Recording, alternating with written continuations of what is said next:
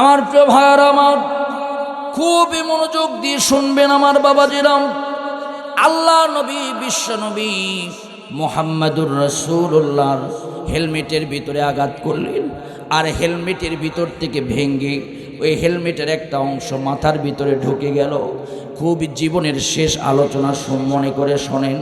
যখন ভেঙে গেল, ভিতরে ঢুকে গেল, নবীর মাথা প্রচণ্ড ব্যথা। নবী একদম যেন সাহেব কাবার ভিতরে বসে বসে প্রাণ খুলে প্রত্যেক বছর দোয়া করতেন।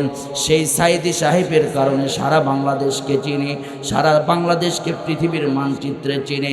সেই সাইদি সাহেবকে কোরআনের কারণে বিষ প্রয়োগ করে আল্লামা সাইদিকে হত্যা করা হয়েছে। দীর্ঘ 13টা বছর তাকে জেলখানার ভিতরে বন্দি করা হয়েছে। ভাইয়ারা আমার, ইসলাম কিন্তু এমনি এমনি আসে নাই। আল্লাহর নবীর যখন মৃত্যুর কথা শুনলেন, আমার ভাইয়ারা বাসর ঘর থেকে উঠে গেলেন। স্ত্রী বললেন, ও প্রাণের স্বামী গো, একটুখানি সময় দাও, শুধু কূপ থেকে পানিটা উঠাবো, তোমার গায়ের ভিতরে পানিটা জান্নাতি পানিটা ঢেলে দিব, আর তুমি চলে যাবে। বলছে, না না, তুমি মাসালা রাখো, তুমি মাসালা রাখো। যেখানে আমার নবী ইসলামের বিজয় হবে না, ইসলামকে দুনিয়া থেকে বিদায় করে দিবে, সেখানে আমার গোসলের প্রয়োজন নাই। চলে গেলেন যুদ্ধের ময়দানে, যুদ্ধ করলেন। আল্লাহর নবী হেলমেটের ভাঙা অংশটা তোলার পর বিশ্বনবী বলছেন, ও সাহাবীরা, তোমরা তাকায় দেখো আমার কোন কোন সাহাবী দুনিয়া থেকে বিদায় নিয়ে চলে গিয়েছেন। একজন সাহাবী খুঁজতে শুরু করলেন। বিশ্বনবী বললেন, দেখো তো এই রক্তাক্ত হয়েছে, তোমরা একটু খুঁজে খুঁজে দেখো। আল্লাহর নবী খুঁজে, আল্লাহর নবীর সাহাবীরা খুঁজে দেখলেন 69টা লাশ উহুদের ময়দানে পড়ে আছে। চিৎকার দিয়ে বলেন আল্লাহু আকবার। 69টা লাশ। কিন্তু সাহাবীদেরকে গোনার পর দেখলেন 70 জন সাহাবী দুনিয়াতে নাই। বিশ্বনবী বললেন, ও সাহাবীরা, আর একটা লাশ কোথায়? তোমরা একটু খুঁজে খুঁজে দেখো। সাহাবীরা খুঁজতে শুরু করলেন। খুঁজতে খুঁজতে দেখলেন আর একটা লাশ খুঁজে পাওয়া যায় না। আল্লাহর নবী দেখলেন একজন নারী দাঁড়ায় আছে। ওই নারীটা মনে মনে চোখ দিয়ে পানি পড়তেছে আর রাসূলের উপরে দরুদ পড়তেছে। আল্লাহর নবীকে বারবার ইশারা দিয়ে ডাকতেছে। নবী বললেন, কে তুমি? আমার কাছে আসো। আল্লাহর নবীর কাছে এসে বললেন, ইয়া রাসূলুল্লাহ, একটু সাইডে আসেন, আপনার সাথে আমার গোপন কথা আছে। নবী একটু সাইডে গিয়ে একটা পাথরের উপরে বসলেন। নবীর গায়ে কিন্তু শক্তি নাই। বিশ্বনবী অত্যন্ত দুর্বল হয়ে পড়েছেন, নবীর শরীরে শক্তি নাই। আল্লাহর নবী বসলেন। বসার পরে বললেন, ইয়া রাসূলুল্লাহ, আমার স্বামীর নাম হলো হানজালা। আমার স্বামী গোসল হয় নাই, আমার স্বামী বাসর ঘরের ভিতরে আমার সাথে মেলামেশা করেছে, গোসল পর্যন্ত করে নাই। আমার স্বামীকে তো খুঁজে পাই না নবী। আল্লাহ নবী সাহাবীদেরকে জানায়া দিলেন, ও আলোক দিয়ার মুসলমান, জীবনের শেষ মাহফিল মনে করে শোনেন, আমার কথাগুলো একটু হৃদয়ের ভিতরে ঢোকানোর চেষ্টা করেন। কেন আল্লাহর পথে দাঁড়াবেন?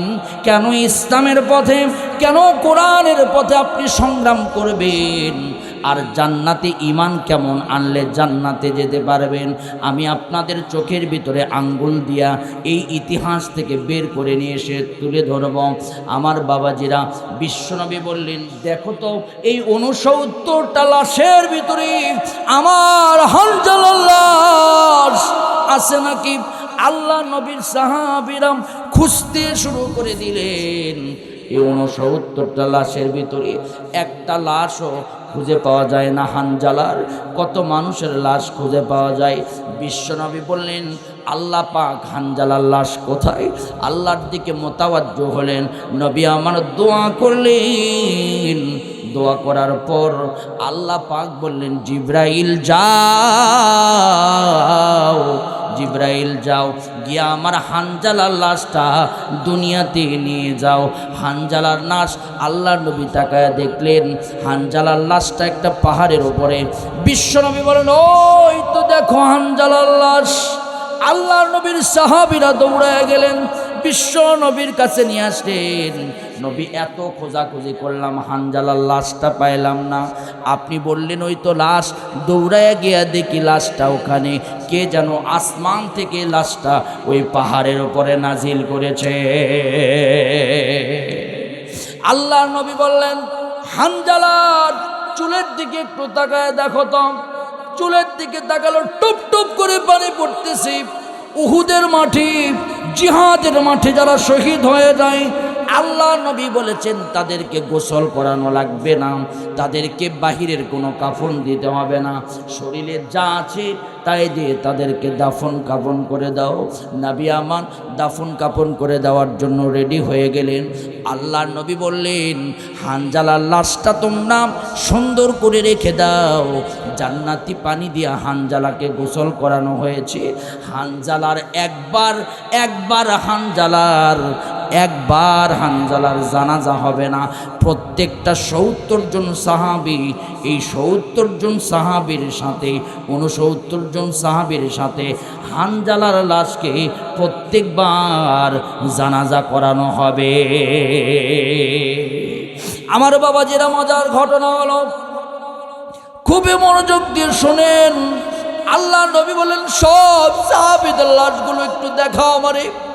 আমার নবী যত বেশি উহুদের দিন কেঁদেছেন, উহুদের ময়দানে যত বেশি কেঁদেছেন, অন্য কোনো দিন আমার নবী এত বেশি কাঁদেন নাই। হাদিস প্রমাণ, আব্দুর রহমান ইবনে আউফ হাদিস বর্ণনা করেছেন, বুখারীর হাদিসের ভিতরে এসেছে। আমার বাবাজিরাম, বুখারীর হাদিসের ভিতরে এসেছে, নবী আমার এত বেশি কেঁদেছিলেন, বিশ্বনবী লাশগুলোকে খুলতে শুরু করে দিলেন। আমার বাবাজিরা খুলতে খুলতে আল্লাহর নবী দেখলেন তার চাচা আমিরে হামজার লাশ। ও মুরব্বী বাবাজিরা, আমার চাচা হাউ মাউ করে কেঁদে কেঁদে একদম চোখটা ভাসায়া দিয়ে বললেন, আমার বাবা ছিল না দুনিয়াতে, আমি আমিরে হামজার চেহারার দিকে তাকায়াম, আমার বাবার কথা আমি মনে পড়তাম, আমার বাবার কথা আমি স্মরণ করতাম, আমার বাবার তৃষ্ণা আমি মিটাইয়া দিতাম। কিন্তু আমিরে হামজা আজকে শহীদ হয়ে গেল। ও বাবাজিরা, বিশ্বনবী বলেন, আমার চাচার হাত নাই, আমার চাচার পা নাই, ইসলামের জন্য আমার চাচার হাত কেটেছে, পা কেটেছে, চোখ, শরীরের সব অঙ্গগুলো কেটে কেটে ৭০টা টুকরা করে দিয়েছে। আমার বাবাজিরা ৭০টা টুকরা করে দিয়েছে। নবী বলেন, আমার চাচার সেই কলিজা পর্যন্ত কাফেরেরা বের করে পুরা উহুদের মাঠ ছিটায়া দিয়েছে। আমার চাচা ইসলামের জন্য রক্ত উপস্থাপন করেছে। আমি বললাম, ও সাহাবীরা, আমার চাচার জানাজা রেডি করো। চাচার জানাজা দেওয়া হলো। বিশ্বনবী এবার বললেন, সবগুলো জানাজা হয়ে গেল, মাত্র 3টা লাশ বাকি। নবী আমার বললেন, কোন কোন 3টা লাশ বাকি? বলছে, ইয়া রাসূলুল্লাহ, আপনার সব সাহাবীদেরকে আজকে দাফন কাফনের ব্যবস্থা করা হয়েছে, কিন্তু 3 জন সাহাবীর দাফন কাফনের ব্যবস্থা এখনো করা হয় নাই। বলছে, কোন 3 জন? বলছে, 1 নাম্বার হলো আমর ইবনুল জামহু, 2 নাম্বার হলো মুসআব ইবনে উমাইর, 3 নাম্বার হলো আব্দুল্লাহ ইবনে আমর। এই 3 জনের লাশকে দাফন করা হয় না এখনো, এই 3 জনের লাশ বাকি আছে।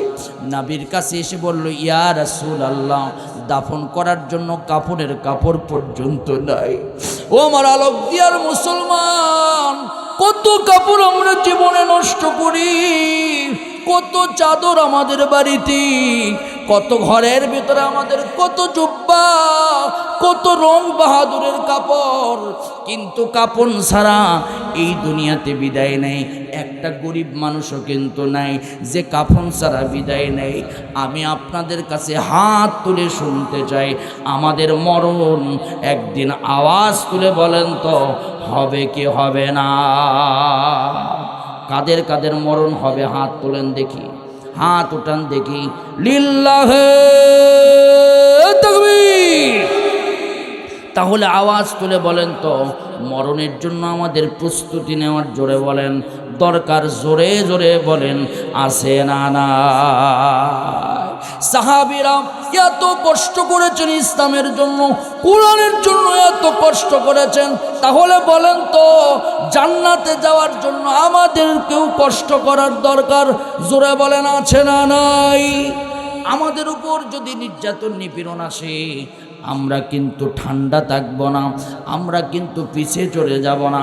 আমরা দ্বীনের বিজয়ের জন্য আগামীতে আমরা কাজ করব। আল্লাহ তৌফিক দান করুন।